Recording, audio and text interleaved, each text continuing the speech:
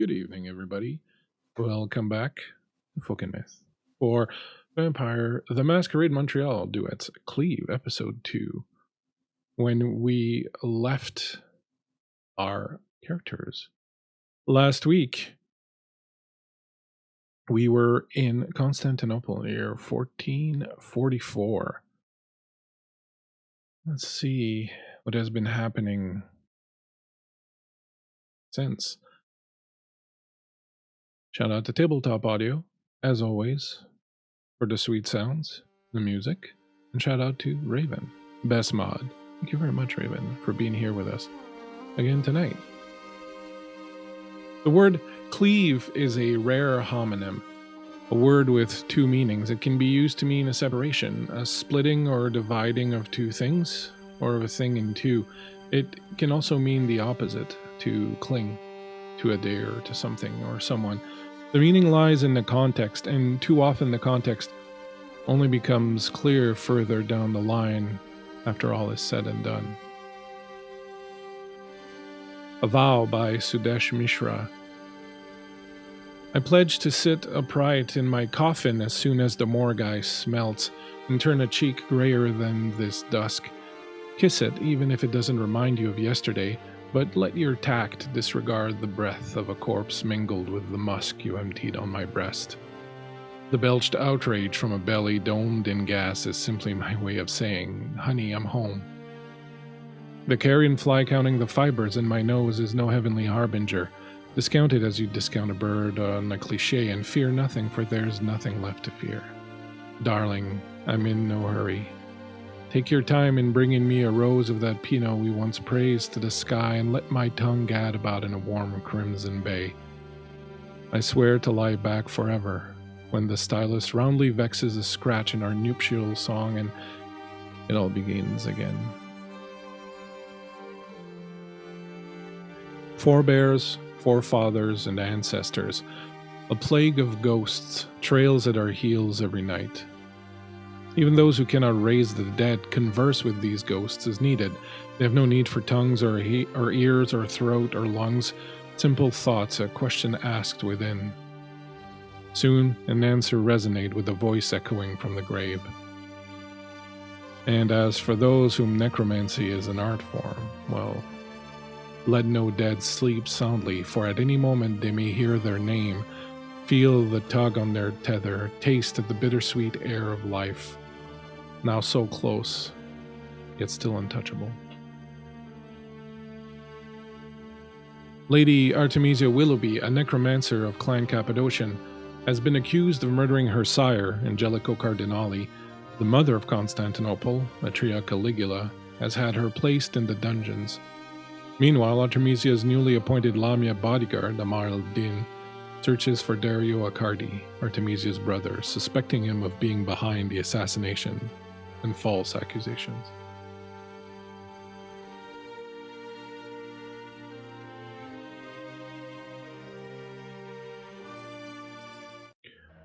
Amar.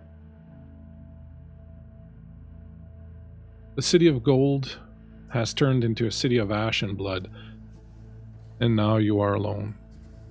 Truly, you have never felt this alone before, even surrounded as you are by people and by Lilith, so many people, in a city that, while rot and decay have begun to tarnish its legendary beauty, remains the center of the known world.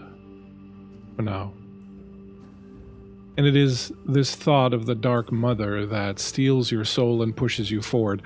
Lilith is self-assured, she is above human morality, and she possesses a power and sexuality utterly alien to most. She is self-sustaining and resists heaven, Cain, and humankind century after century. She is power and knowledge, and she is a scapegoat for humans and Cainites alike for their fears and their desires.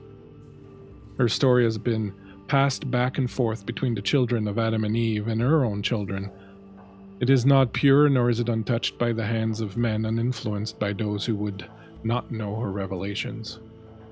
Those who follow her know that without question they will die. They will know fear and be forced past it, their bodies sent past the breaking point. They will suffer greatly for understanding and to protect each other. All of this you have accepted in the name of the Dark Mother, and so too now do you accept it in the name of Artemisia, your charge.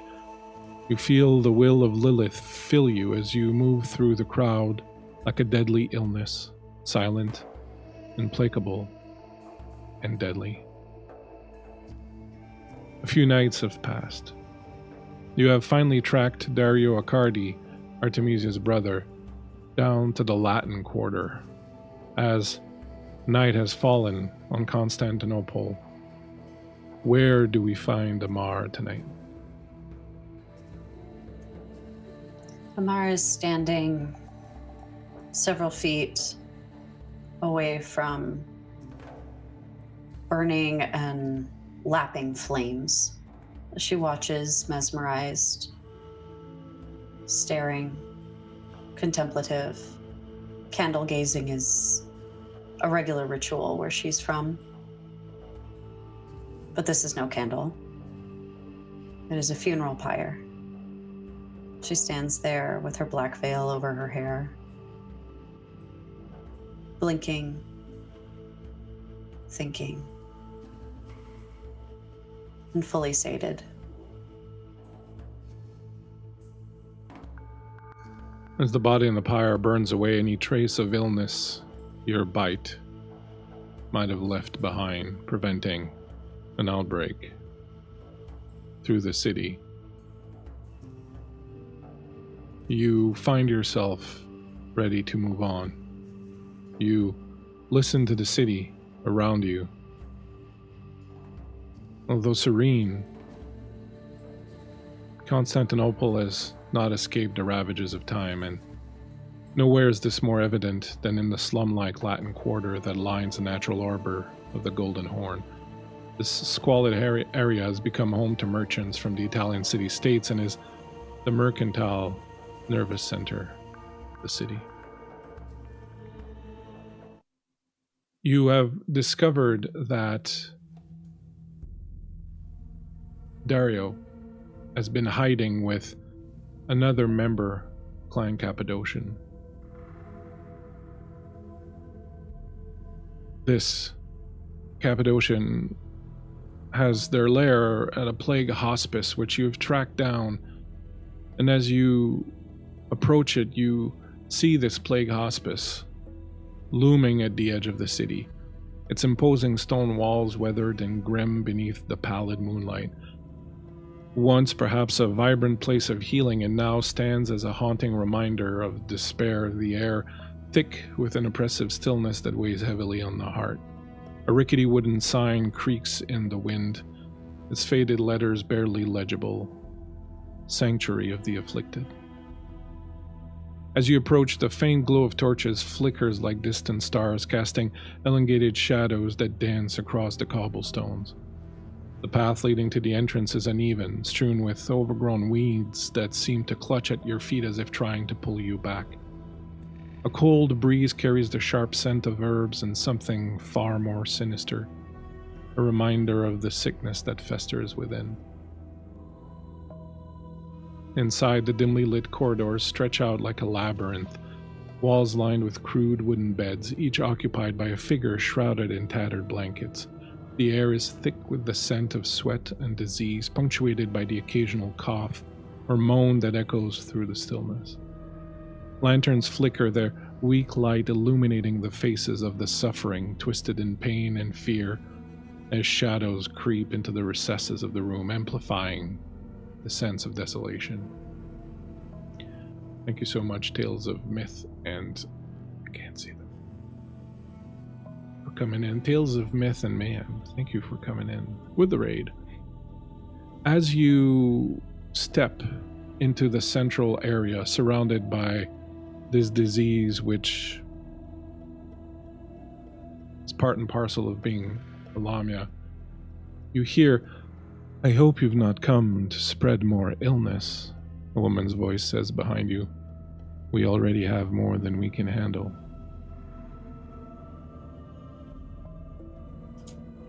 No, it is not my business to spread disease. What is your business then? I am searching for someone. Do you turn to look at the person, or... I think probably taking in the surroundings as she does. You turn and you see someone, a Canaanite, whose upper visage is entirely covered in bandages, while the lower part of her face betrays a beauty that is unparalleled. It is a very rare occurrence to meet another sister of the Bahari. And you know by this she means that she's also a follower of Lilith. Hello, sister. I am looking for someone of your clan. You have found him. I am here. Gives you a little bow. No, not you. I'm looking for someone named Dario. Do you know this man? I do. There are not so many of us in the city that we don't know each and every last one of the others. I figured as much. And your sepulchre, full of the half-living, seemed like the right place to look. It is no great secret that Dario was a great supporter of the hospice during the last 2 plagues. I certainly felt that I owed him sanctuary. So many of our kind and of their kind turned a blind eye toward us once the quarantine was established and the walls were put up. These people were left to suffer at the hands of an illness that kills very, very slowly. The help that Dario gave us was crucial. I'm very glad to hear it. It seemed like aid was very much needed. I am sorry for your losses, although with you, one who dances with death, it does not seem so tragic, perhaps. One does not have to be curious about death to love death, and vice versa. My interest in the subject matter is purely intellectual. I despise the pain that comes with it, the suffering that the kind must endure. I seek to do what I can to alleviate that suffering. We are lucky there's not been a plague in this city for some time now. I would hope that we can keep it that way, it says very pointedly. How very noble of you.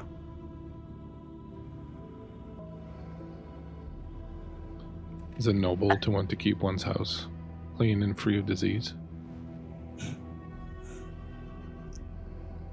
A bit humorous coming from someone who tends to the sick the way you do. But to make a gross assumption that perhaps I do not know how to clean up after myself. That goes to show that you do not know much about me at all. Or my clan. That is true, and I apologize. I was simply concerned for the well-being of the people here. I, of course, wholeheartedly trust that you know what to do. Very good. I understand needing to protect your city. And I hope that one could trust a kindred to do the right thing. Of course, much as I trust Dario.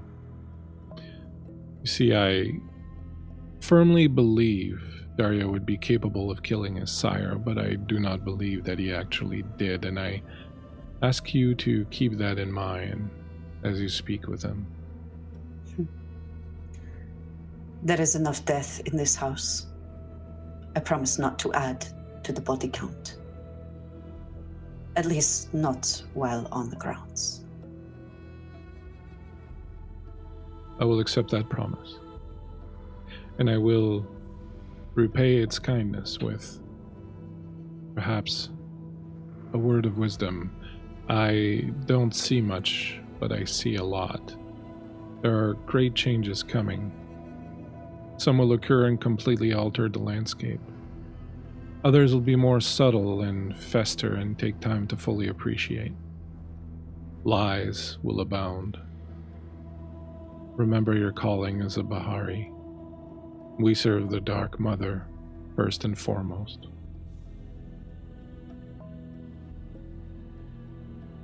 Yes. Understood. I believe Dario's in the Olive Garden out back. Excellent. I will take my leave of you, sister. Thank you for your time and your hospitality. It is always a pleasure to encounter one who has tasted of the fruit of the Dark Mother. Like a ripe pomegranate, fresh for picking. I haven't thought about pomegranates in 300 years. Fancy that they would surface again. May the Dark Mother be with you. Her blessing upon you also. I take my leave. You step towards the rear, walk through a set of double doors and into a garden that has a bunch of olive trees that are desiccated and dry and empty of all fruit, and just these strange, crooked little fingers digging out of the soil and towards the sky. And you find Dario there, standing in the middle of the field, looking out upon the city below as this hospice is built somewhat up on the third hill of Constantinople. Below is the Latin Quarter and the port that gives out into the Golden Horn.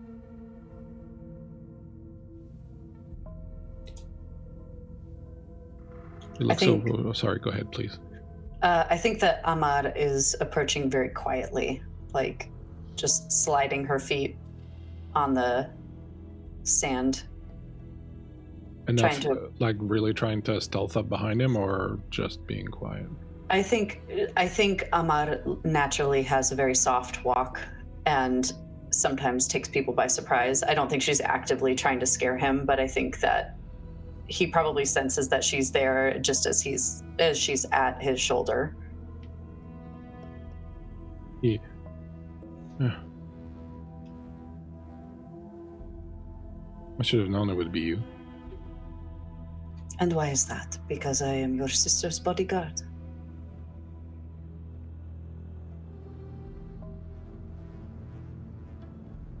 I have heard the tales of how dedicated Lamia is once you take a position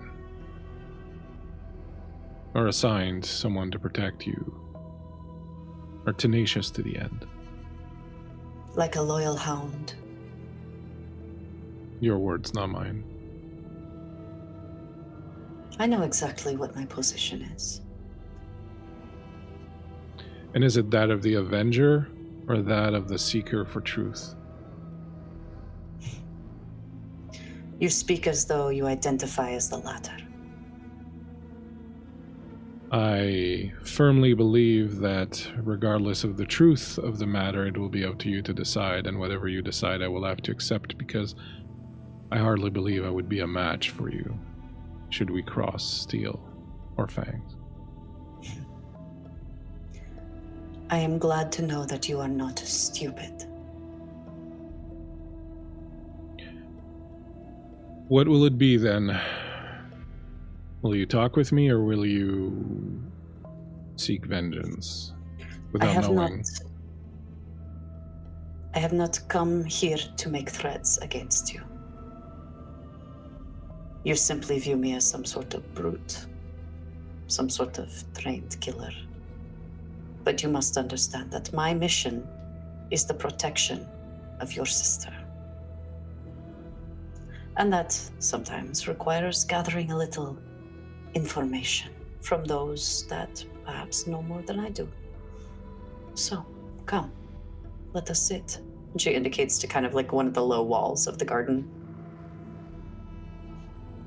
He'll nod his head and move over and lean against the wall. He's clearly on his guard, but you can tell that he's not expecting you to jump him. Just as she sits, she non-threateningly rests her forearm on the pommel of her blade that is sheathed, almost casually.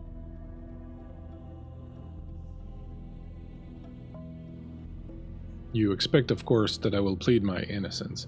There's not much I can do, except to tell you that I was filled with the utmost admiration for my sire, even as I disagreed with some of his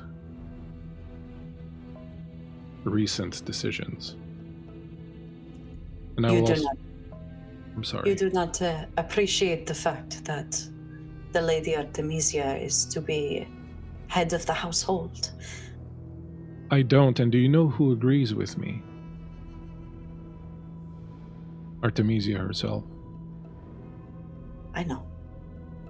I, unlike perhaps you, communicate with her, talk with her, seek to know her mind. As deep a respect as I have for my sire, I also have a deep love for my sister. You have a strange way of showing that. By wanting to protect her from a duty she does not want. There is a difference between a duty one does not want and something that is a divine provenance, perhaps fate. She may not want the position, but more often than not, those that do not want the position are the ones that are best suited for it. Do you think not? Not in this case. Thank you, Patrick. A midnight move for each of you. Thank you, Patrick. Not in this case. The duty is far too weighty and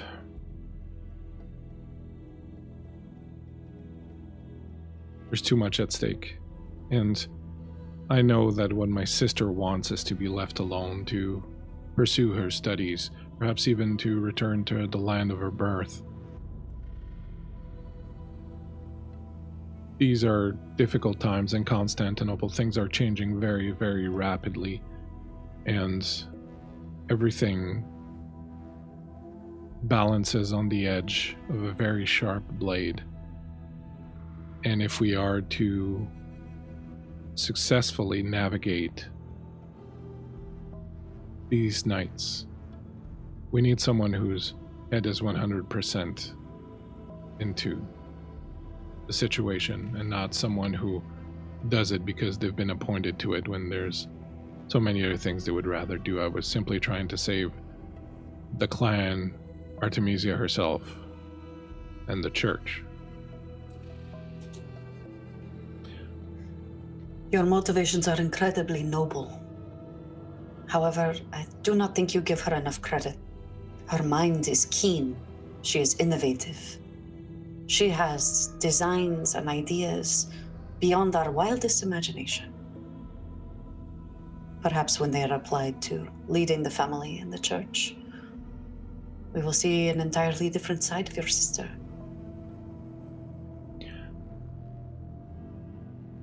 Can I show you something?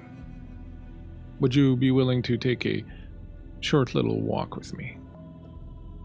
She very carefully adjusts her hand on the pommel of her blade, completely undetected. Of course. By all means, lead the way.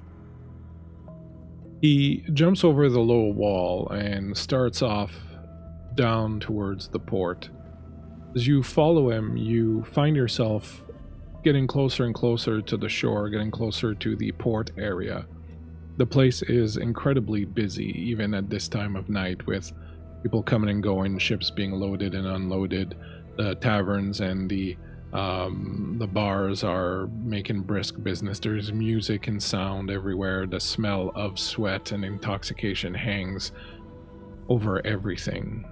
He takes you along towards what appears to be a warehouse. He'll explain that it's a warehouse that belongs to the company, one of their warehouses here on the dock, and he'll slip you in through the back door and climb up to the roof. And as you arrive on the roof, you find yourself with a commanding view of the port. But he walks directly across the roof and over to the other side of the building and crosses his arms as he looks out onto what appears to be some kind of somewhat fortified little camp built just on the edges of the shore.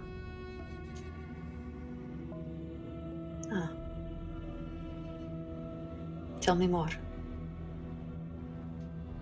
As he speaks, you see a number of soldiers moving through and through. There are probably a dozen or so armed soldiers. You don't recognize any specific emblems or designs, but they are well armed and certainly on the alert.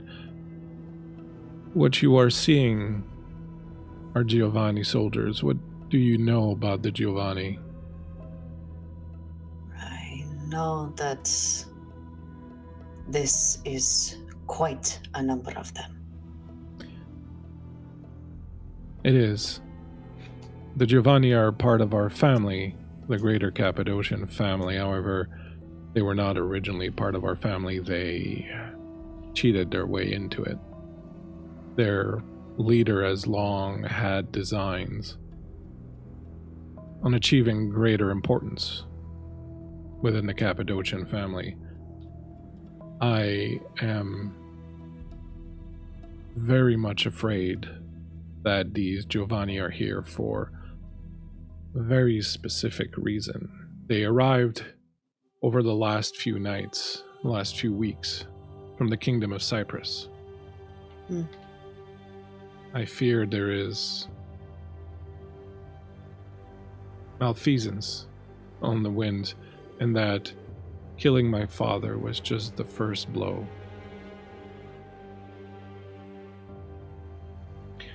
I can't be sure at this point whether or not Petria Caligula herself is involved. It would seem unlikely that they would be here in her city without her knowing, but I do not think that she would betray my father and the Cardinali family for no reason. We have never really given her reason to despise us. I don't think despising is what she feels. She acknowledges power. She wants more of it. And might be trying to get it from wherever she can, is what you're suggesting. Precisely. Perhaps these Giovanni are here because of invitation.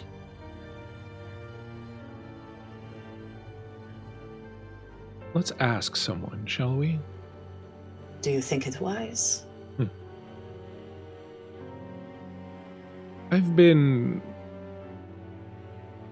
well, I would say specializing, but some people would say obsessed of late with summoning the spirits of dead magi. You see, the humans who have the force of will necessary to become true practitioners of that art not only have power, but they have incredibly sharp minds and are often in possession of incredible knowledge. Magic is, as far as I can understand it, all about remaking the world around you according to your desires, and that requires a particularly strong mind and quite a bit of knowledge. And I found that whenever I'm looking for a bit of a hidden bit of information, the best people to ask, and as he says this, he pulls out a little locket from his pocket and he cuts himself and blood bleeds all over the locket. I find it useful to ask someone of that ilk. Akhenaten, come. I bid you, I summon you. And he places the trinket on the ground with his blood on it, and as he stands, you see a swirl and a mist start to form around the amulet. And as it grows and grows and grows, you see the form of a man start to appear. He is wearing some kind of a headdress that hides the top and bottom of his face, and a robe. He has a look of ancient wickedness and wisdom about him, and you can clearly see in his eyes that here is a man who in his life certainly touched darkness, touched places men were not supposed to go.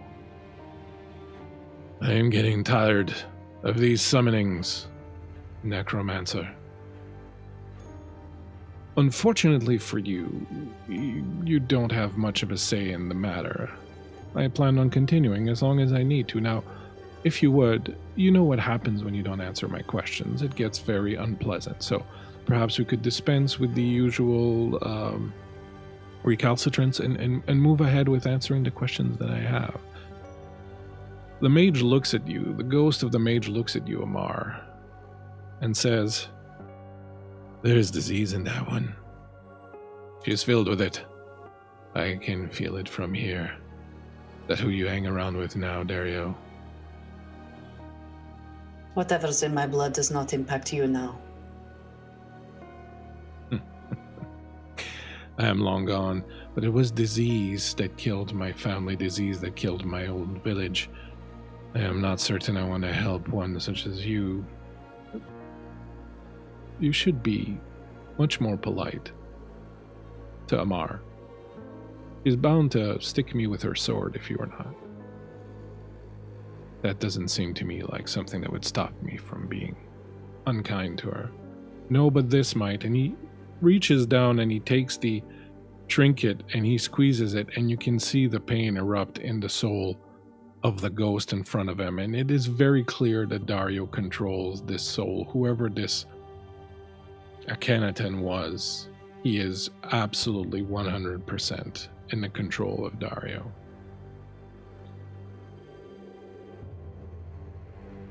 We require a simple answer to a simple question. My friend here is looking for a way forward. Seeks to discover information regarding my sister's current plight. Would you be so kind as to tell her what you can see, what you think she should do, where she should look next? And the mage looks at you, Amar. Is this information you truly seek? There are paths that one must walk with caution. I see many things from my place here in the spirit world, and I see in front of you a path that erupts, splits in two.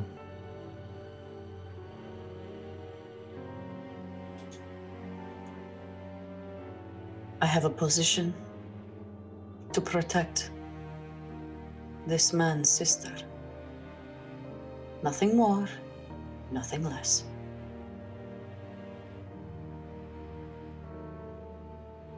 And for that you would walk the darkest path imaginable. You would risk yourself.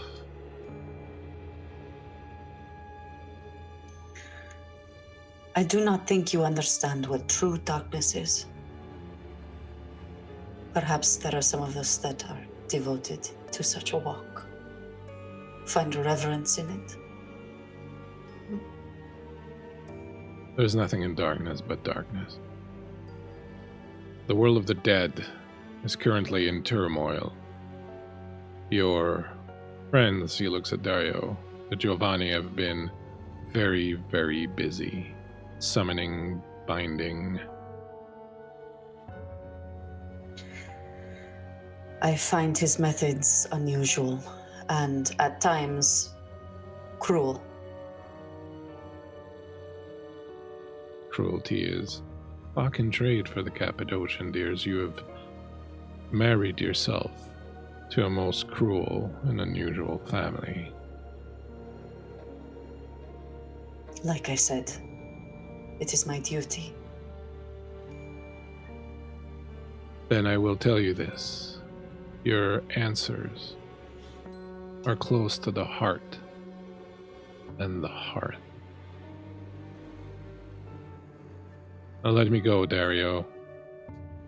And risk you being summoned by one of the Giovannis and used against me? I don't think so. You can go back to your crypt and get some rest. I'll be sure to call upon you when I need you again. And as he does this, he grabs the locket again, and the mage is like, one day, Dario, one day I will. And he just whips the chain around, and the blood falls off of it, and the mage dissipates, his presence echoing for a little while longer before completely wafting away, and he puts the locket back in his pocket. Amar places her finger and her thumb on a bit of cloth at her hip where some of the blood had spattered, and she rubs it, wiping it clean, and reaches over and wipes it on his shoulder and says, "Your cruelty will be your end, Dario. You should not mishandle the dead. They are not powerless, nor are they your puppets to be manipulated." Do me a favor. Next time you see my sister, tell her the same, would you? I think you will find that there's very little difference between she and I. I think that you will find that there are a great number of differences between the two of you. As I said again, you hardly know her. Now, Be that as it may. to this clue that your spirit gave us of close to the heart and hearth. Well, what is close to our heart was my sister.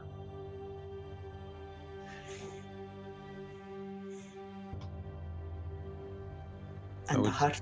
I would suggest you look at hers. Her laboratory in our house.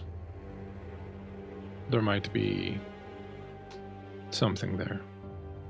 Very well. I will contact Decimus to try and get information about what the status is for my sister, what Tetria has been deciding. Yes, do so. With haste, please. Of course. We want the same thing, Amar. See that it remains that way. Because if I find out that your motives have changed and you do not have the lady's interests at heart, I will cut you down, skin you, and display you for all to see. And then perhaps I'll come back and haunt you. Like hell you will. He bows. If we need to contact each other again, let us do it to Severa at the Auspice. Very well? Yes, provided she does not exile me for my diseased bite. Severa has lived through 6 or 7 plagues that have decimated large swaths of the city. I think her reticence to want to bring in more disease is understandable. Don't take it personal. I do not. Although the mistreatment of the Lamia for the specificity of our clan is not something I take too kindly to. So perhaps showing us all a bit of respect and reverence ourselves is due. Noted. You know where the house is? Yes, thank you. Thank you. And he takes off, disappearing into the night as you are left for a few moments to gaze upon the Giovanni soldiers. Think about the mage. What's your final thought here as you start to head out into the night? The thought of the two of us playing a game together sat across from each other, sharing bits of laughter and truly getting to the core of each other. As she steps back from the dockside or from the edge of the roof rather, and makes her way to the house. And as you cross the city, heading towards the Cardinali house, Artemisia, you have visited the Mother Etria Caligula's estate before, but never its dungeons. The cell is dimly lit by the soft, flickering glow of an oil lamp, its flame casting shadows that dance on the stone walls. The air is thick and heavy, the faint smell of the incense burning in your cell mixing with the cool, musty scent of aged stone. The room is underground, where the echoes of the city above can scarcely be heard. The silence of the dungeon is only occasionally broken by the distant sound of footsteps, the moans of despair of some unfortunate prisoner, or the creak of the old stone structure. The cell is built of thick, dark granite, reinforced with iron bars that are not just for physical security, but infused with runes and symbols of containment. These arcane inscription, sign of the magic woven into the very structure, are there to keep canine prisoners inside. The doorway is a heavy wooden frame reinforced with iron and secured by multiple locks, both mundane and magical. Though this is a prison, there are several things that point to the fact that you are no ordinary captive. The floor is clean, covered with rich Persian rugs woven in deep reds, golds, and blues. They contrast sharply with the rough, cold stone beneath. A small but elegant table sits in the center of the room with a fine silver goblet, a plate of fresh fruits, and a delicate bowl of rose water, offering a quiet touch of comfort. Against the far wall, a large, heavy bed of fine linens and silks stands, a comfort that betrays the cell's otherwise grim nature. The bed is covered with a velvet canopy that hangs like a shadow over the room, providing some privacy and comfort for you. Tonight's supper, a soft, dirty, bald servant girl, lays unconscious after your kiss. Her blood still tastes fresh in your mouth. A mirror hangs on the wall, framed with delicate carvings of mythical creatures, and despite these luxuries, the room still feels oppressive.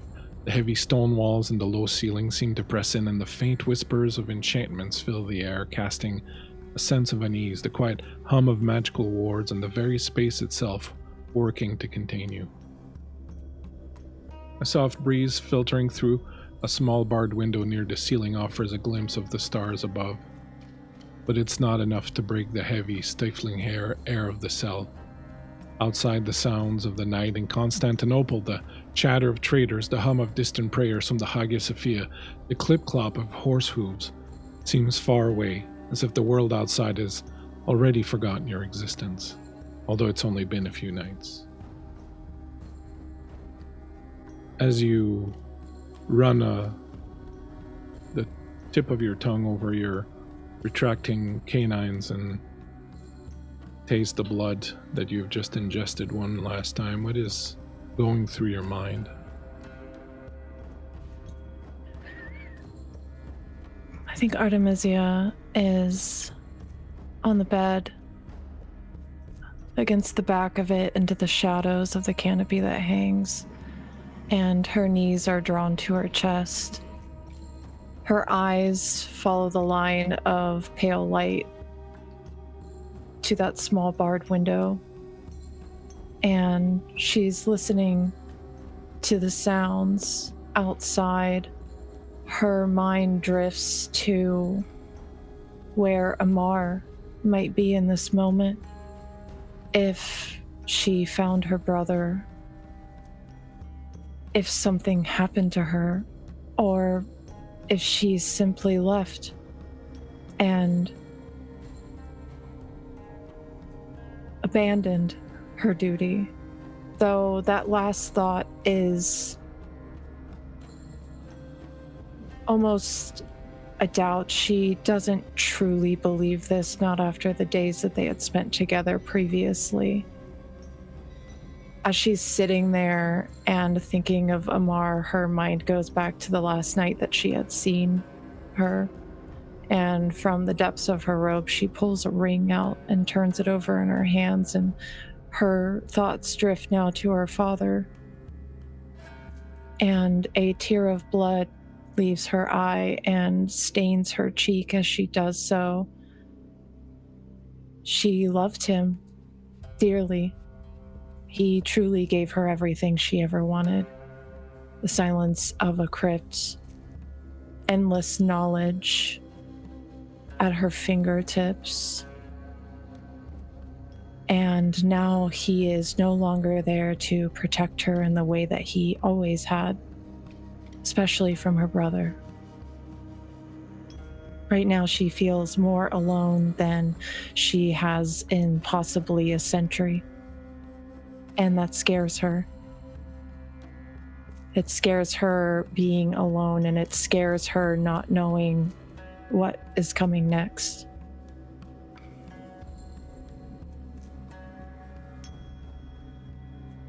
The ring, which bears the family crest, is handed down from one family leader to the next.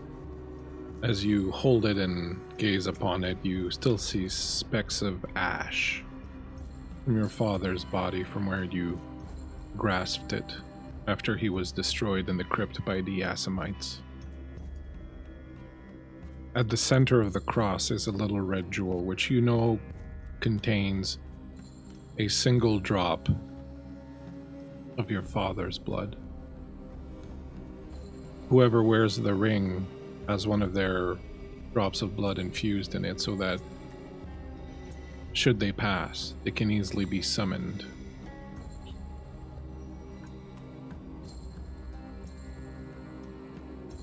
However, as you sit there contemplating this, you understand that this is Etria Caligula's dungeon. She is a Cappadocian. She certainly would know how to protect her dungeons from unwanted spirits and summonings.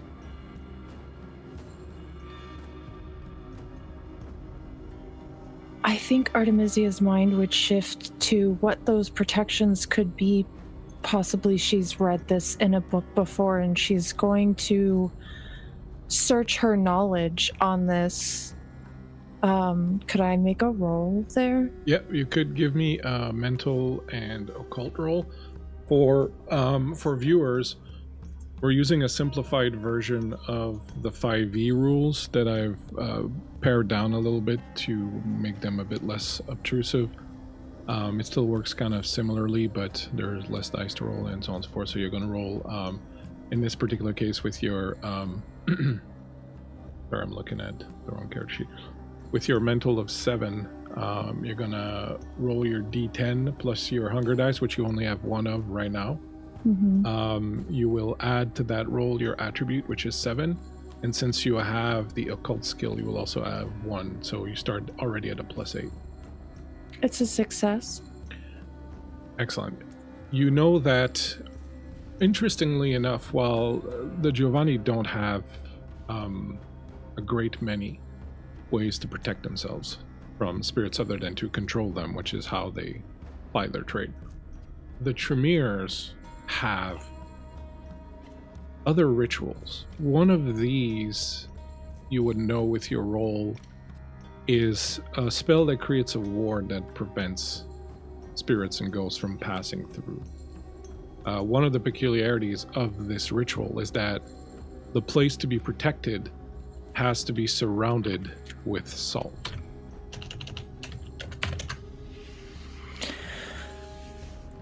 I think it's like a light bulb comes on in her eyes, and she whispers into the dark, "Pest," knowing that he's always close by. He never goes far. And from under the bed, you hear scritching and scratching, and in moments, your homunculi, this disembodied hand, comes dragging itself slowly out from under the bed and slowly grabs onto the bed sheets that are hanging over it and slowly, finger by finger, pulls itself up until it reaches the top of the bed and skitters over to where you are, lays down on its back with its fingers open, indicating that it is awaiting your orders. Find the salt ring. Disturb it.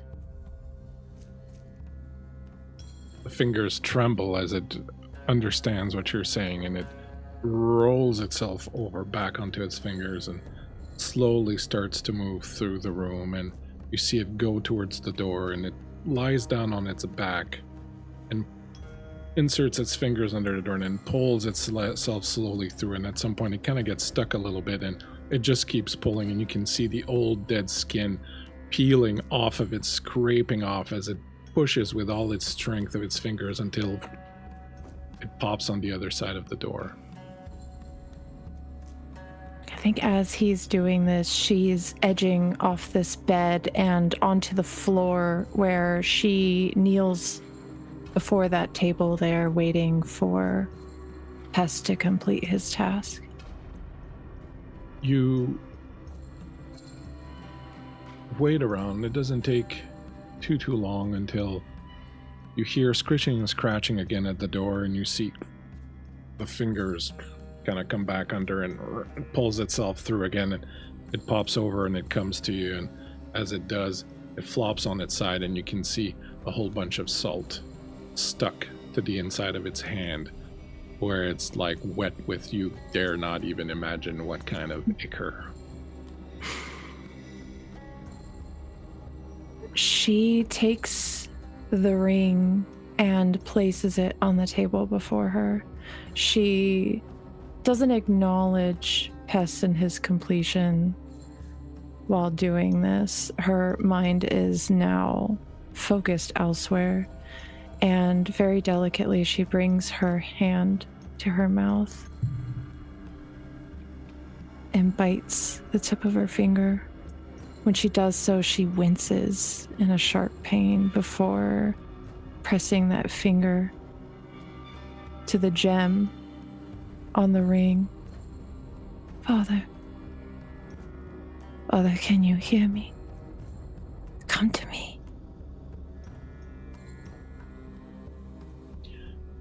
Go ahead and make me another intelligence plus a mental plus occult roll. You have to make a... It's a free cost, no rouse check. Oh, aren't you happy? Yes, I am. That's a pass. You feel as you did when you had first been embraced and you were still learning about this new world that you were in. Every time you would hear him approach your laboratory, or every time you would approach his study, there would be this lingering feeling. There's this strange connection with a sire that is like a father but not at the same time. And while Angelico certainly acted like a father and presented himself as a sort of father figure, at the end of the day he's responsible for killing you, which creates this strange little dissonance in the mind. You feel again that presence of him lingering just outside your study, trying to hear what you're getting up to without letting you know that he's there. You feel his presence around, and uncharacteristically, you feel a certain kindness emanate from him. And as you look up, you see the face of your sire, shrouded in the gloom of oblivion, as he appears before you in the room. Father. Daughter, how glad I am that it is your voice that calls to me. I miss you. I wish you were here. Has it been a long time? Only a few days, but it already feels like an eternity. I feel so alone. What has transpired? What has happened? Who else has gone? They blame me for your death. I'm here in Etria's prison, beneath her palace.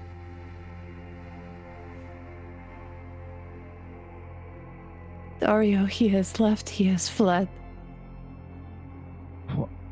I don't understand why you were to inherit everything. Why would they think you would assassinate me on the eve of... His shipment was changed last moment, and they said that I signed for it. I did not, Father. I do not know who is behind this. There certainly seems to be more to it than I at first thought. There is a strange feeling to being on this side.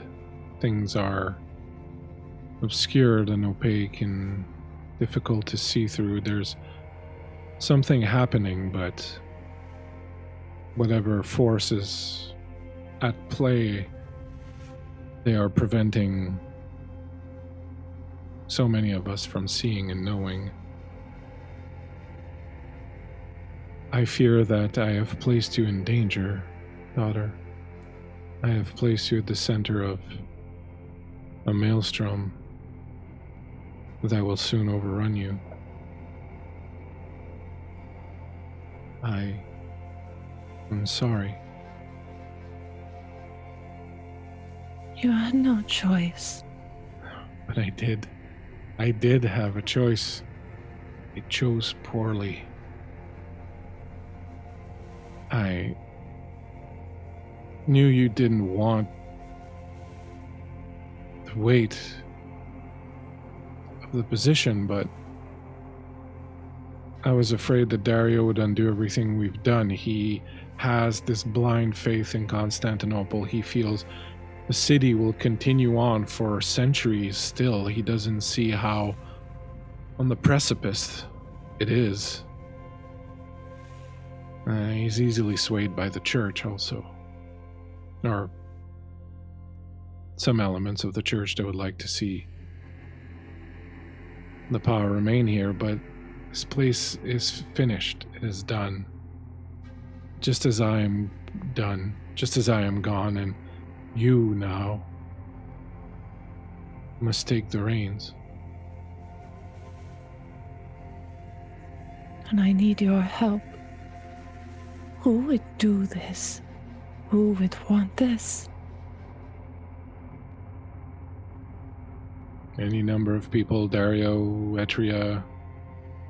Did you say some shipments had been changed? Some of our shipments going back to England? Yes, they've been rerouted. Well, the only people who would have the power to do that would be the two of us, Dario and Abraham. The Seneschal.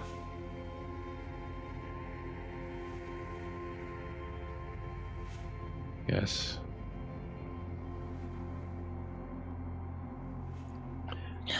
I took a chance with Abraham. He had a dark past, filled with treachery, I thought that the blood bond, elevating him to a ghoul, would take care of that. He has always been a most intelligent and fastidious worker.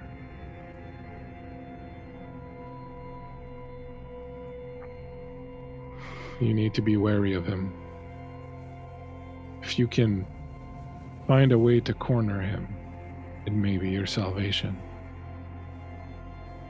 But, daughter, and he comes over and he kneels next to you and he reaches out with his ghostly hands, but of course you don't feel the touch of it, just this kind of presence. You can also simply leave. Find the ship and leave this place, leave it all behind, leave the church and its treasures. You won't need it. Leave Dario and Etria to their machinations. I give you leave to abandon this place and your duty to the family. I don't think I could do that. Just because I didn't want this doesn't mean I won't try for you.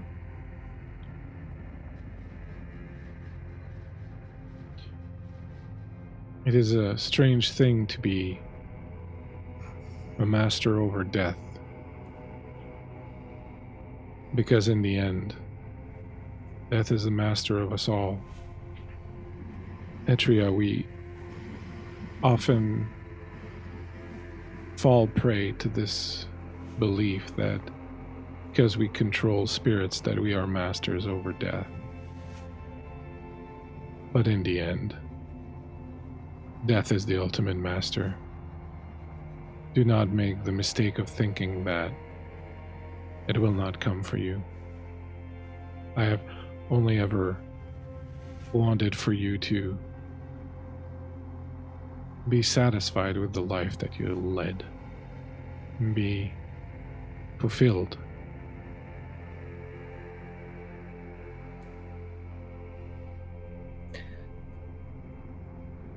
I cannot be afraid of death.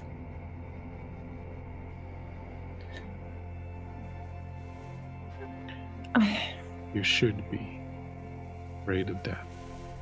It is hard to be when there is nothing to live for.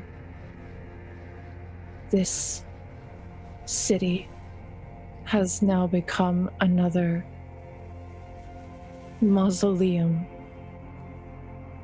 just as England. Everything I love leaves me or dies. Perhaps at some point it would be foolish of me to not welcome my own.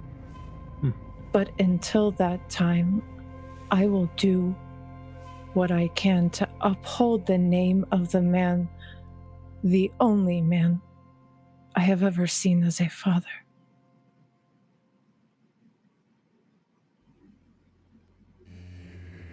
My dear sweet daughter, we study death so that we know to fear it. We know what it's like on the other side. We know what it's like in oblivion. I have always felt that this knowledge should stir us into a greater appreciation of the nights we do have, of the life we do have. Oblivion is called oblivion for a reason. There is nothing here, regardless of what trials you may have to endure. They are not unending. They are soon replaced by moments of pleasure and joy, but not in oblivion. And so I urge you, my sweet, sweet child, do not seek to make your way here one moment earlier than the universe has decided for you. Fight until the very last moment. And enjoy every last bit of what life has given you to lead. For it is gone too soon, regardless of how many centuries you live.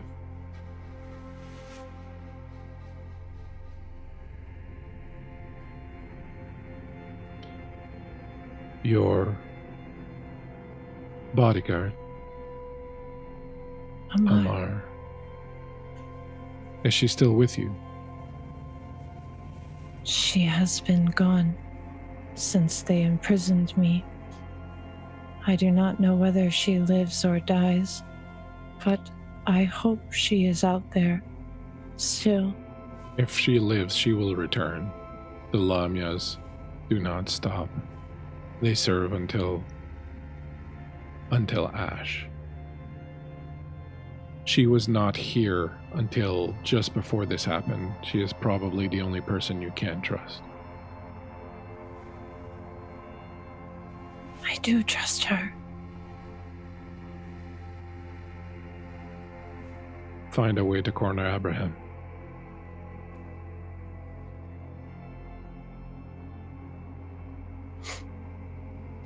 Yes. You have something, think I don't you? know. I see it in your eye. I do. As You know- always, you make me proud. Unlike my brother, I am kind to the dead. Then let the dead be kind to you. May I call upon you again, Father, in a time of need? I would hope so. It does not hurt to bring you here.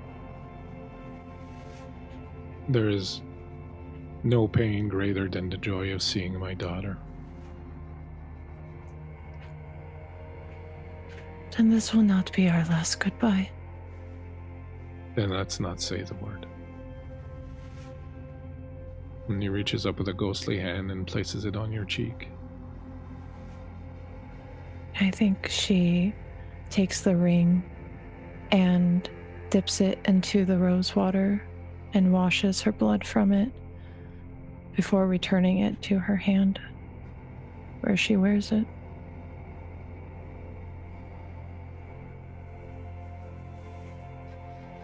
Artemisia, it is Decimus. You hear from the other side of the door. I think she stands and rushes to the door. How fare you? I heard voices. I'm fine. I've just been... It's lonely in here. I have seen somewhat lonelier place, but I can see that this place would be rather uncomfortable. Is there anything I can do for you? I've spoken to Etria. She has not yet made any decisions. She seems very uncertain. I'm not certain myself that she is behind us, or if she is, perhaps she's feeling guilt, which, knowing Etria, is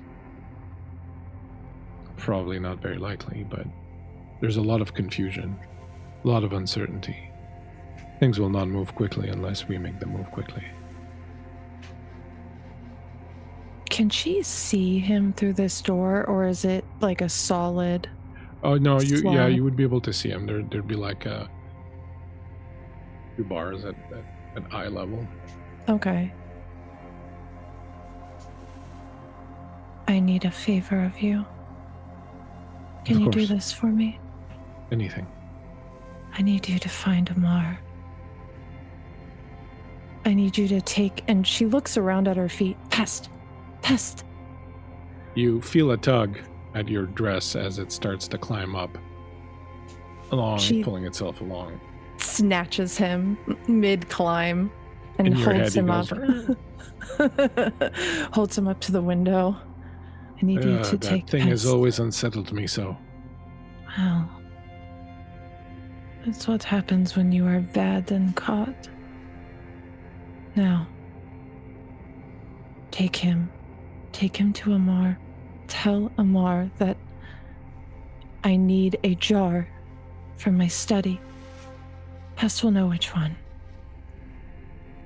And she, like, forcibly, like, kind of does one of these with his hands and just sticks him through the bars. You know that Decimus is an old Lasombra, and he's probably seen some shit in his life. And he's like...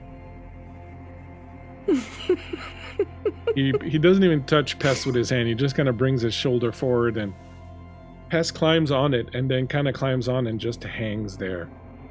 Could you tell it to hide itself? Hide yourself, fool. And it crawls under Jake's like, oh.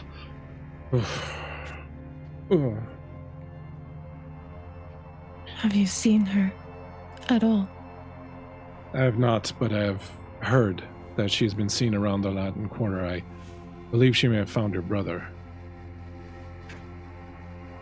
All right. Where would I look for her? Anywhere you can think of. I'm not sure.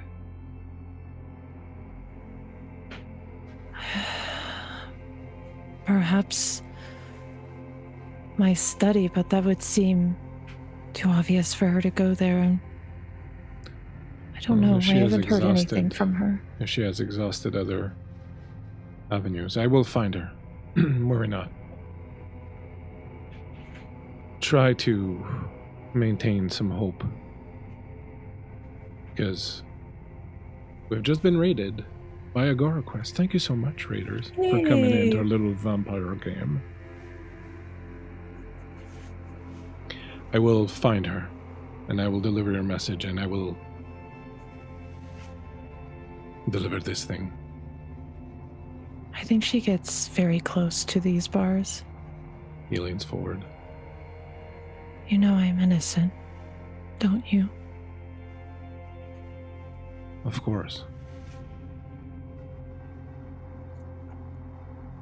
He says this in a way that, like, is deeply suspicious, but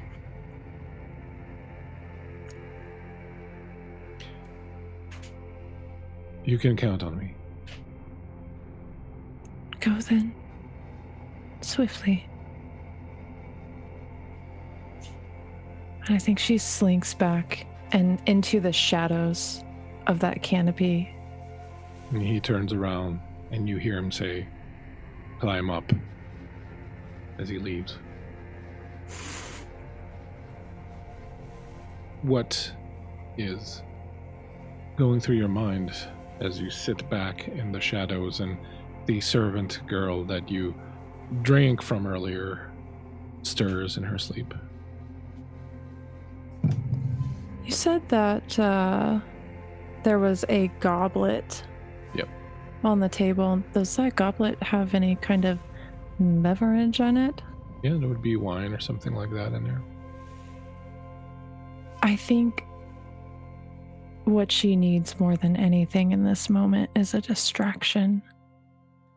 She no longer has the distraction of Amar. Boy, does she miss that right now.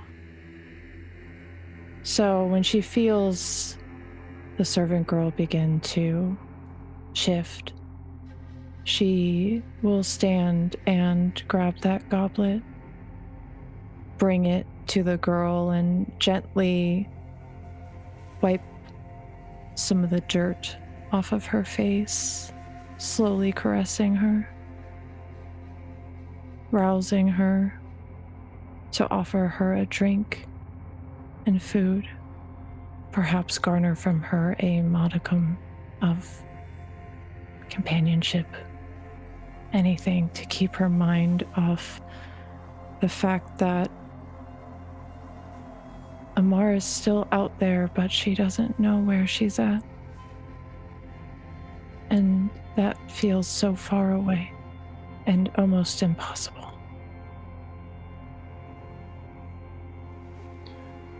And speaking of Amar, across town, you find yourself in Artemisia's study.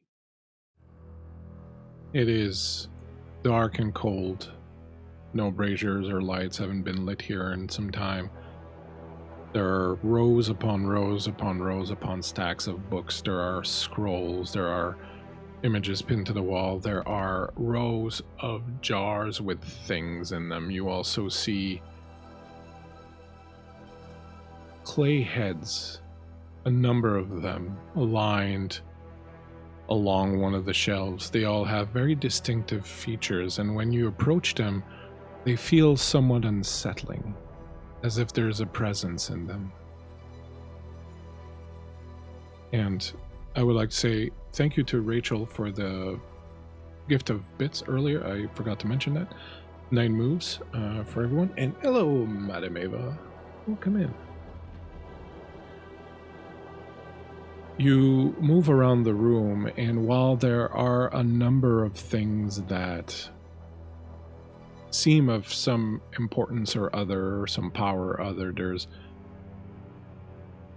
nothing that really stands out. You do notice the remains of one jar, the shards of them having been swept off into a corner somewhere, probably after having fallen from one of the shelves recently.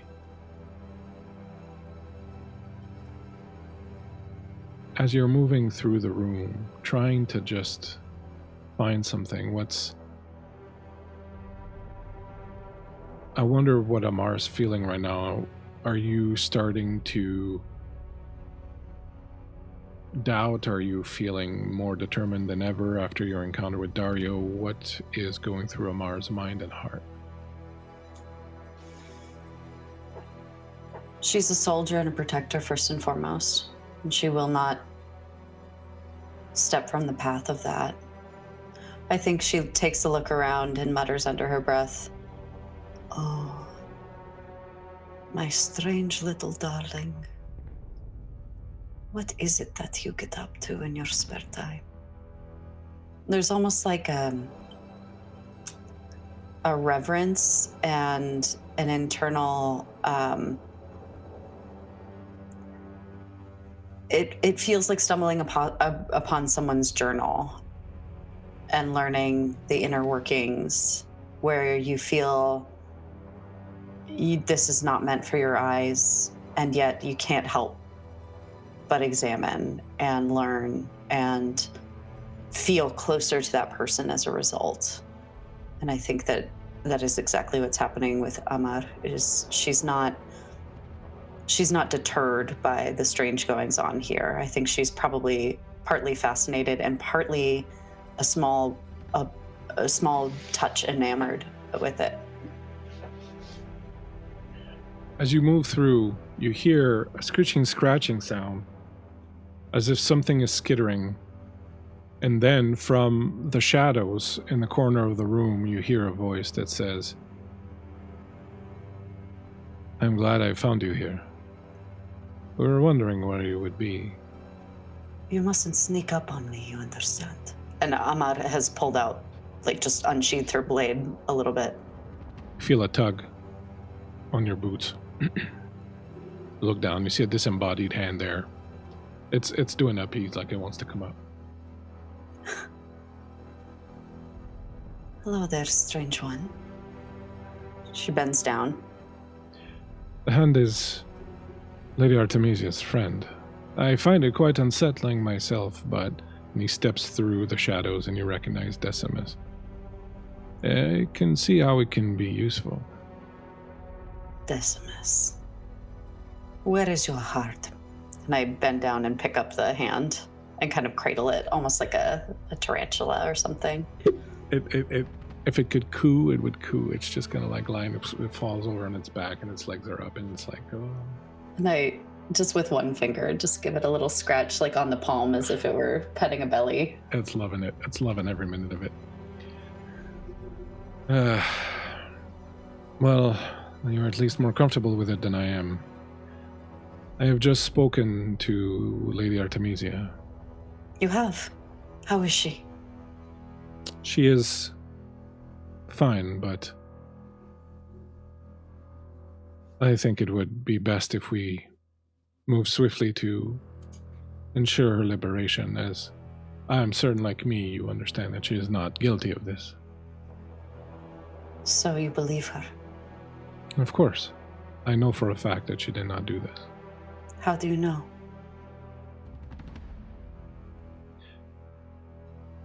People speak plainly around shadows, and the shadows carry their words back to me. I am not aware of who is doing this, but I know that the lady Artemisia could not have done this.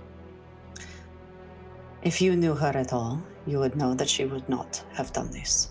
But I suppose since your shadows have ears and you hear all, very well. We all have our ways of finding out. But I'm glad to have someone else who agrees with me. She's innocent, although looking down at the hand, a bit strange and bizarre. Well, she says the hand would be able to get you something she needs. I believe it would then be up to you to bring it to her. I myself can make entreaties to Etria to come and meet Lady Artemisia, and perhaps with whatever you bring her, she might be able to prove her innocence. I will do whatever it takes. Anything that is needed. Also, does it have a name? I've heard Artemisia say pest to it a lot, but whether that is a name or simply a understanding of what the thing is. Hello, pest. It gets up on its fingers and then kind of does a little bow. A pleasure to meet you as well. Then it hops up from your hand and hits one of the bookshelves and quickly crawls along it, and then stops and then comes back and like touches something and then goes back and touches something else and then kind of crawls all over, and then finally it stops and it taps on one of the clay heads that looks fresher and newer than the others, that is hanging from a little rope. How big is it? It's about this Not big. like Not like a full-size head, but definitely too big for Pest to carry. Very good, my friend. Thank you. And I go and reach and take it down. When you pull it down, you can see, like I said, that it's fairly fresh and very recently made. There's some skill and talent in it, but there's something more to it. Like all the others, there's a strange feeling of it being inhabited somehow, and the eyes, even though they are just clay eyes that have been dug out and sculpted, there's some kind of presence there in the shadows and the deep orbit of the eyes.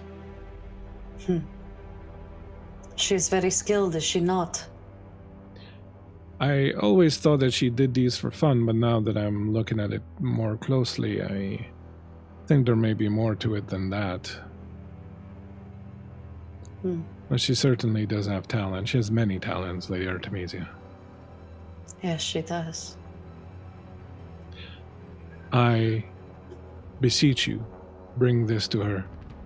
You will have to make your own way inside the palace. I can tell you that the wall that sits on the edge of the cliff near the water is probably the least guarded and the more easily accessible. Do not worry about me. I will find my way in. Thank you for the intel. I appreciate it. I will go to Lady Etria and attempt to convince her to come and talk to Artemisia, and if whatever that head has to offer can help, then... Do please entreat her. A pardon from the Lady Etria could be exactly what we need. You grab the head, wrap it up, put it in a little satchel or something, I would guess. It is very fragile. She is handling it. I feel like Amar is not a stranger to handling fragile things. I think that's part of the ritual of her, of where she comes from, is there's oftentimes handling very delicate ceramic things, clay things. Yeah, absolutely. So you tuck that away, and as you get ready to go, Decimus says, I would counsel you against killing Etria's guards. It will only make her less convivial. I am here to negotiate, not to kill, unless it's called for. I'm certain that before this is all over, it will be definitely called for. He steps back into the shadows. Fucking riddles. Good gods. You hear tap, tap, tap, tap, tap, and you see that you've left Pest on the bookshelf. Pest. Come. You approach it, jumps up. And I say, now, I know that you know how to hide yourself. So, find your way then. Stay close, though. You feel it burrow into your hair and sort of lay up with its fingers up into the back of your skull, to your hair like this, and just sort of... In all my years, that's a new one. You make your way to Etria's compound. We're not going to go into super details about getting in there. However, I will just still have you make a roll just to see in case, things go completely awry. So is there any discipline you would like to use to help you out? That might help. You're more of a direct approach kind of person. Yeah. I got a thing, kind of. I don't think that there's any... I mean, maybe unswayable mind. I don't know, like, if I were to... Or maybe Mortis 4 humors, where you could... Yeah. The Lamia can manipulate the humors of the victim, inflicting a 2-die penalty on her target. Phlegmatics increase lethargy, so you could use it to increase lethargy in the guards and something like that, so... Yeah, that's a good call. Okay. So yes. let's do this then. Start by giving me a rouse check. Oof. Because rouse checks are always the best. Well, sorry, will you remind me? Yeah, just roll a d10 and get 6 or above. No whammies. I got an 8. Okay, excellent. You activate your blood, and you will thus be able to use your 4 humors. Go ahead and make me a physical plus larceny roll. So you do have larceny, so you're going to make physical, which is 7. You're going to roll 7. your d10 plus you don't have a hunger die because you killed when you fed earlier, so the hunger is gone. So you will roll a 7. You have the larceny skill, so you'll get a +1, and you're going to roll a d10 on top of that. Okay, so d10 plus 8 is what I'm... Okay. I got a 9 on the die. Okay, excellent. You manage to make your way inside the compound fairly easy. A couple of times you have to use your 4 humors to make a guard drowsy or get them to not come all the way down the walkway to check, and just kind of turn around. The rest of the time you're kind of sticking to the shadows and moving through. Can you give us a little description of what Amar is like as she's moving stealthily and kind of breaking into this fortified area? Amar comes from a region that is both very mountainous and very desert-like. So very often when she had been out at night, it was this kind of low scrub brush with not a lot of cover. So she has learned over the years to move incredibly quickly between places and as quietly as she may, almost sort of like a fennec fox through the desert as quickly as she can, and hunkering down when she's able, pausing at the slightest sound, turning her head this way and that. And she knows to not walk at a steady, consistent pace so as to throw off the sound of the echo of footsteps. So as you sandwalk your way through, not to alert El Shaloub, through the fortress, you, without too much difficulty, make your way into the dungeons, and from there you follow Pest as it skitters down a corridor and goes to a door. Artemisia, you hear scritching and scratching at the door, and you see fingers come in and curl underneath it and then pull itself in and sort of come back in and then kind of look around and then make a beeline towards you. I think she rushes to the door, to those bars, trying to peer out, see who's coming. As you look out the door, you see Amar there. It's you. Hello, strange darling. Oh, you're alive. Yes. I was so worried. How are you faring? Are they treating you well? It's quiet, but I'm all right. Good. Did you find it? The head? I did, yes. And I reach into my bag and very delicately unwrap it from the dressings that I had. I'm assuming that this door is locked, as in needs a key kind of lock to get in. It's very well. I mean, there could be an attempt made with larceny to open it, or with just pure strength to break it. If you want to do that, you can try that for sure. Up to you. Is she able to pass the head through the bars? I'm gonna say no, because I've already described it as being fairly large. Yeah. And so I don't think it's gonna squeeze through the bars where the little eye hole would be. Would you like me to pick the lock? Yes. Very That well. might be our only way. Now, there are magical locks on this thing too. So what we're going to do is this. You're both going to work at it. You're going to roll mental and occult, Artemisia, and you're going to roll physical and larceny. Okay? You are going to need to get a total, I'm going to say, of 15 or more when all your Between the two of you. in order to do this without problems. Okay. Okay. So remember to roll your hunger die, Artemisia, since you have one hunger. Amar, you don't, so you're fine. On my higher dice, which is my regular dice, I got exactly a 15. Wow. And I got a 10 total. Well, excellent. So without too much trouble, you manage to disable the locks. Hey, DM Feanor, thank you so much for the raid. We appreciate you. Yes, we are vampires. Thanks for coming in. I greatly appreciate you. You managed to unlock the door fairly easily enough. The door swings open. I think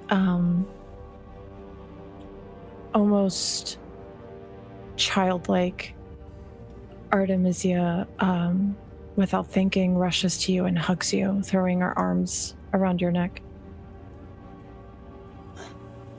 Amar tenses and then relaxes and embraces her kindly, but perhaps not intimately. And as she's got your arms around her neck, you feel the lump at the back of her head. Like she slowly pulls away, saying question of herself. I'm sorry, it's been very lonely.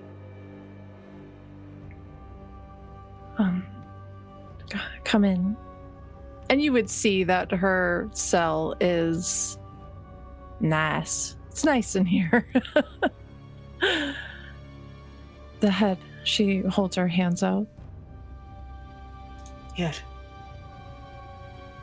Thank you. And she's going to take it and go back to kneeling on the floor before the table, placing the head there. When you place it, as soon as you touch it, first of all, as soon as you take it in your hands, you feel it come to life and you feel the voice inside say, oh, I was getting rather lonely in here. I'm sorry. I haven't been to the study for a few days. Etria has imprisoned me. They believe that I killed my father. Did you? I did not. Well, then I'm sure this will all get resolved.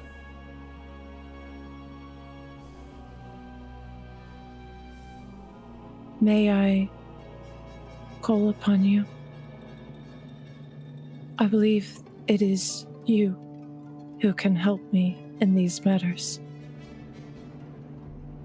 I think she's like down, like in this kneel at the table. What you see, Cato, is her whispering to this head. Amar is just quietly smiling to herself. She's absolutely enchanted by this strange little necromancer. I will answer your questions if you will promise to break the head. Once, you no longer need me. But this would destroy your fetter. And then bring me peace.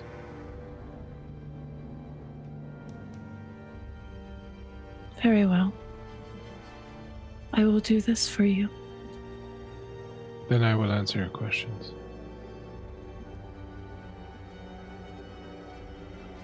I think does she know his name? Yes, it's Etrius. Okay. I think much would she need to summon him at this point? No, because you summoned him already when you put him in the head. Okay. Yeah. All right. Yeah. This allows you to get in touch with him right away, basically. So no, you would just be able to talk to him. Like, he could refuse to answer you, and then you'd have to compel spirit, basically. Okay. All right. Yeah. But he's agreed to. Atreus, you know of a man, Abraham? Yes, I know of Abraham. Can you tell us what you know of him? Is he dangerous? Abraham is a snake. I was his lord before he murdered me. I had taken him on against advice from others who knew better. It seems his first lord had met an untimely death also.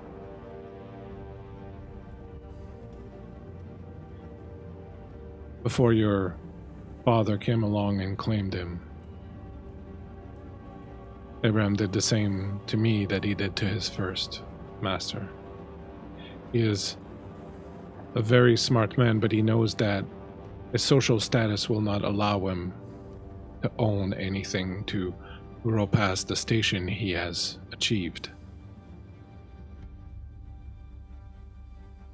And so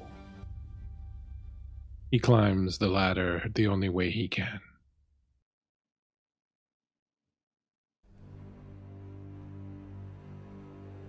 I think, Amar, you see Artemisia's eyes lift to you. I'm assuming Amar can hear Atreus as well right now. If you want, yeah. If you ask him to, he'll... Yeah, well, when she made the request, she said us, okay. So, yeah. Excellent. Yeah. Before killing me, Abraham said that his ambition was to reach the pinnacle of Constantinople society through the shadows. That he would murder his way there if needed and betray whoever was required. He felt certain of his upper hand. I don't think he foresaw that his next employment would involve necromancers, or he might have been a bit more circumspect.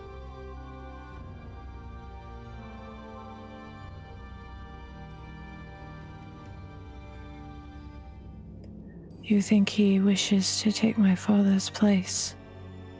No. I think he works for someone who has promised him something better than what your father was offering him. He is simply moving up the ladder the only way he knows how. Do you know... It's a dangerous thing.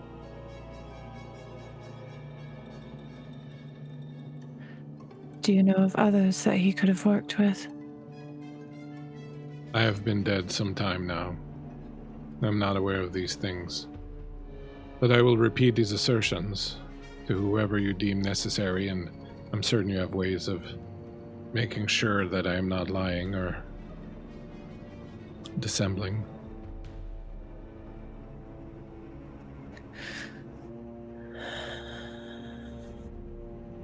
How will we expose him? You would think that Etria, being also a fairly powerful necromancer, would know that she could compel the spirit to tell the truth, at least as far as he knows it. So that might be enough to at least, change the situation to a certain degree. Okay. Which, interestingly enough, as you were thinking this, you hear people walking down the corridor. And you hear Atria's voice goes, "Why is that door open?" And you hear a couple of the guards go, I don't know, your ladyship. And then you can hear, jostling and moving. And you see two guards turn the corner and see you inside the door and start moving in. And you see Atria and Decimus come up behind. And Decimus is like, hold. And Atria says, "Wait a minute." And she looks over at you, Amar. And she says, "Of course. Lamia." Just catching up with my charge, seeing how her day was, seeing if she's being treated well. Decimus tells me that you have information, that you have something to say in your defense to help me make sense of what has happened. Why, yes, we do. My lady. Atreus, tell her the truth of Abraham.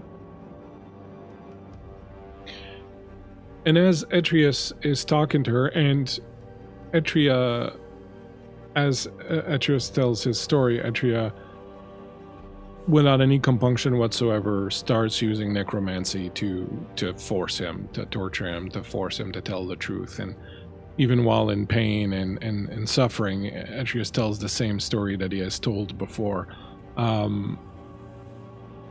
She is quite old and quite powerful, and Amar, I think that, especially comparing it to what you saw with Dario earlier, it's clear that this is even easier for her, that this is like barely breaking a sweat kind of territory. And as he's telling the story and she's getting the truth out of him, you hear more footsteps coming down the hall and a couple of more guards, and you hear, what's going on here? And you see Abraham round the corner with a couple guards, and Decimus says, well, just in time. You arrived just in time, Abraham. We were just talking about you." And Abraham Were looks your around. ears burning, darling? He looks around the room, and Etria looks to him and sees him. The next moment, things happen very quickly. Abraham is already moving. You see him pull out what looks like a little scroll case. Artemisia, you know immediately what that is. It is a kind of reliquary where souls are kept. And as guards are starting to move towards him, he pulls it out and he breaks it. And as he breaks it, ash falls to the ground, and you see a wraith start to form. we'll do a little bit of initiative here in a second, but Artemisia, as the wraith forms, the spirit of it appearing, and you know that it's a wraith, it's not a spirit, it is a spirit that has been forced into this role by whoever created the reliquary, because you know it's not Abraham, he doesn't have the power to do this, but someone gave him this. You watch as the face that appears is one that you know well, that you have not seen in many, many years, and whose name is misspelled on the card, but that's okay. Doing your best, Sweaty. It's just alternate spelling. It is how he spells it. Yeah. But you do recognize face. And let's do a spot of initiative here, if you will. Let's just roll a d10.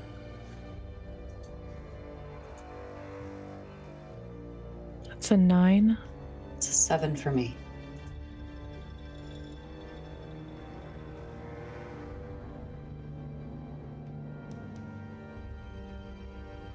Artemisia goes at 2. It's a 9. Sorry, Artemisia goes at 9. Atria goes at 2.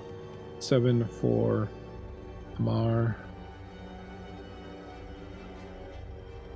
3 for Abraham. Oh, 10 for the ghost. As things start to happen really quickly and things start to move in the room, you immediately see the wraith kind of emerging from this thing. It looks at you, and with this pained look in its face, Artemisia lunges for you. And as it comes through, passing through a guard that was cutting in front of it, it passes right through it. And as it does, you see the guard seize, and he falls to the ground dead.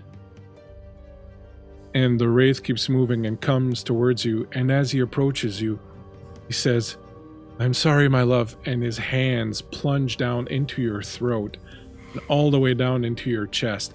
And you feel the coldness of the entire world of Oblivion just start pouring into you. You hear the wailing of all the souls kept there, the chains rattling of the prisons in Oblivion as your insides are basically being torn apart by the power of Oblivion. I'm going to ask you to go ahead and give me a physical roll. So you're going to roll your d10 plus your hunger die and add your physical attribute to it. Oh, snap. That's my first crit. The evening. Excellent. Just in time, too. Just in time. Also, whoa, did you get it on your hunger die or on your regular die? On my regular die. Okay. Yeah.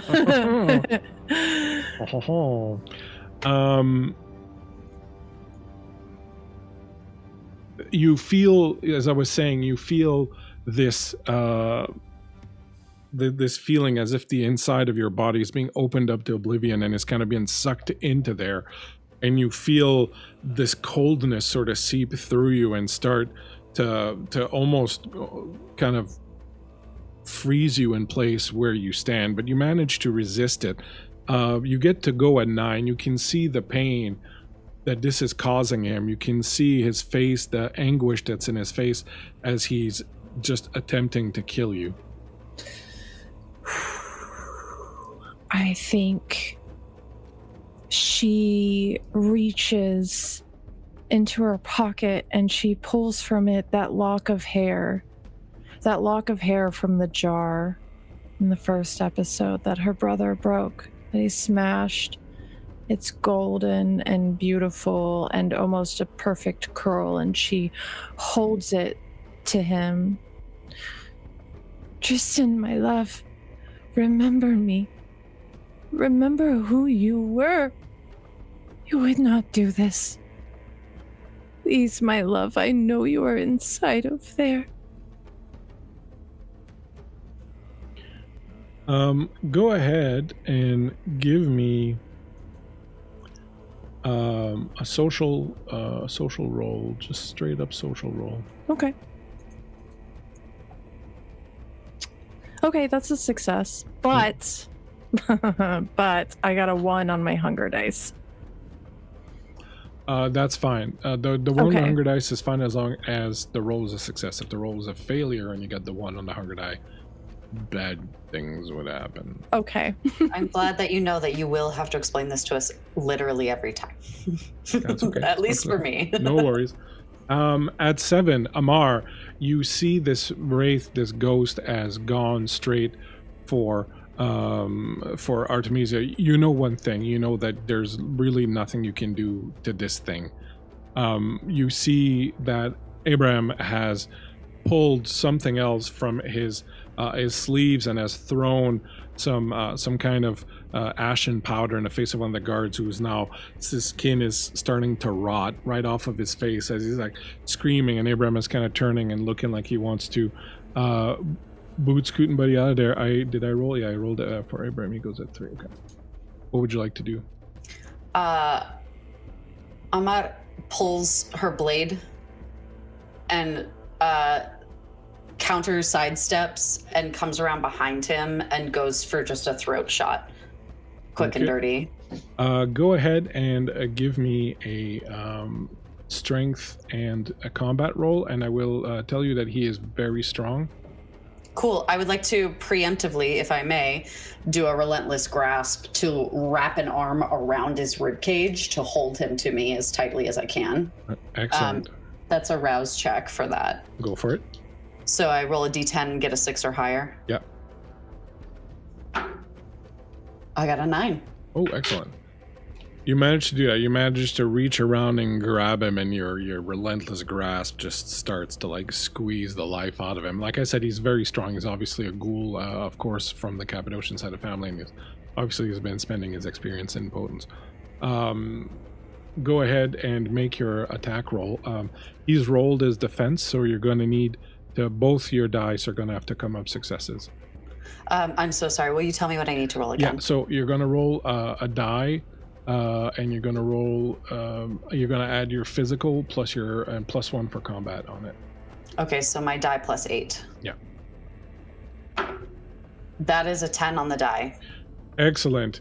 While he is very strong and catches your hand, you just hesitate for one moment as you plunge the blade into his throat. Now, he's not human, so it doesn't kill him outright, but he is quite direly wounded as blood is gushing out of his throat. On his turn, he is simply going to try to break your grip, but that's probably going to be pretty impossible because you got that. Yeah, no, it doesn't matter. So he tries to kind of wrestle your grip away and sort of push you, and then I'm breaking ribs at this point. He, as you do that, you feel him snapping. He bites down on your arm and starts to drink blood from you as he gnashes his teeth into your skin, and you feel them like right against your bone. At 2, Etria moves up behind the ghost of Sir Tristan, sees what is happening in front, and you see her hesitate for a second. And you understand, Artemisia, that while his hands are inside of you like this, it is very dangerous for her to do anything, because what she's going to do is she is going to banish him back into oblivion. And the way he's attached to you, it might draw you with him. So you see her come up and stop. Back up to the top. It is him again. He attempts again to grab a hole deep into your chest as he's saying, "I'm sorry, my love, I do not want to do this. He's making me." And as his hands dig deeper into you, go ahead and give me a straight up physical roll, please. You do have fortitude, actually, so give me fortitude. Give me a strength plus 2 roll.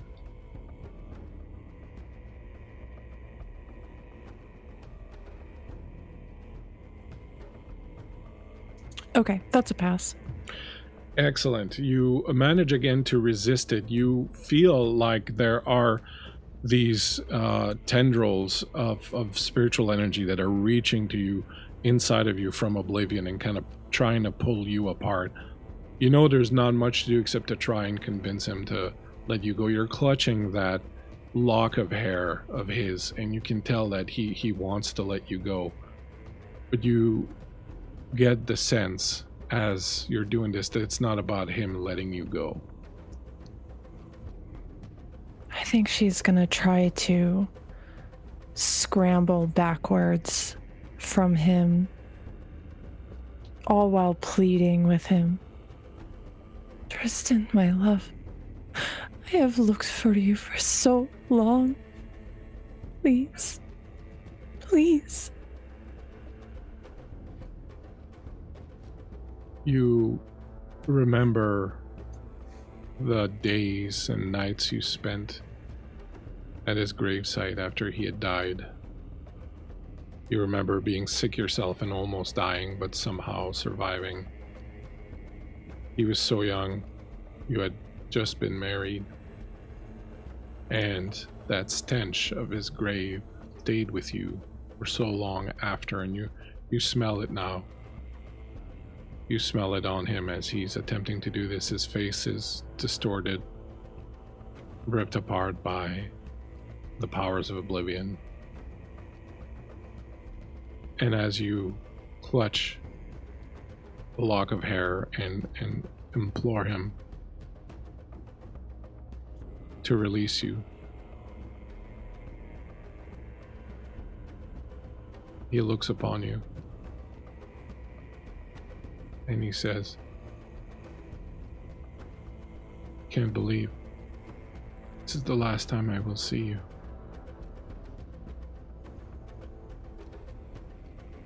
And he steps back and his hands come out of you, and as they do, you feel all that power that he was summoning from oblivion kind of rub through you. You're going to take a point of damage as it rips through you. And you see this kind of dark gray matter that's just hovering between the two of you. Amar at 7. I think she has overheard slight distress from Lady Artemisia, but doesn't turn her head. And I'm going to use one of the 4 humors again. This time the sanguine one, to cause excessive bleeding as I dig the blade up in under the ribs, going for the liver. Go ahead and make me a... do you have to do a rouse check for it? Yeah, we said it earlier. You have to do a rouse check, so give me a rouse check for that. That's a 7. Excellent. Go ahead and give me a mental plus occult roll. Mental plus occult? Yeah. Mental, okay. So D10 plus your mental and add 1 if you have occult. Okay. That is 8. Excellent. As you push the blade into him, blood just starts to gush out in torrents as his skin rips apart, and the power of it is the blood is just literally forcing its way out of his body. It's coming out of his pores, out of his mouth, out of everywhere, and it just basically explodes in blood, and the blood washes out into onto the stone floor in front of you. The room reeks with it, and it's pretty potent because it's a ghoul's blood. You turn around as you see this, and just in time to see Etria, who steps up behind the ghost, behind Sir Tristan, and with one final look at Artemisia, says, "Say goodbye, Lady Willoughby." Goodbye, my love. I think her cheeks are streaked in blood at this point. She reaches a hand out towards him. He reaches out, and as he takes your hand, you feel a surge of necromantic energy. Whoever is controlling him redoubles their efforts, takes control of him. You see his eyes go wide, the blackness in them, and he lunges for you again. And just as he does, Etria reaches out, grabs him by the back of the head, and in Latin banishes him back into oblivion where he came from. And you hear the sound of chains as his form starts to dissipate, and suddenly he's just gone. The last thing you saw on his face was the pain in his eyes, but this drive to kill and hurt you. Whoever's controlling him did that.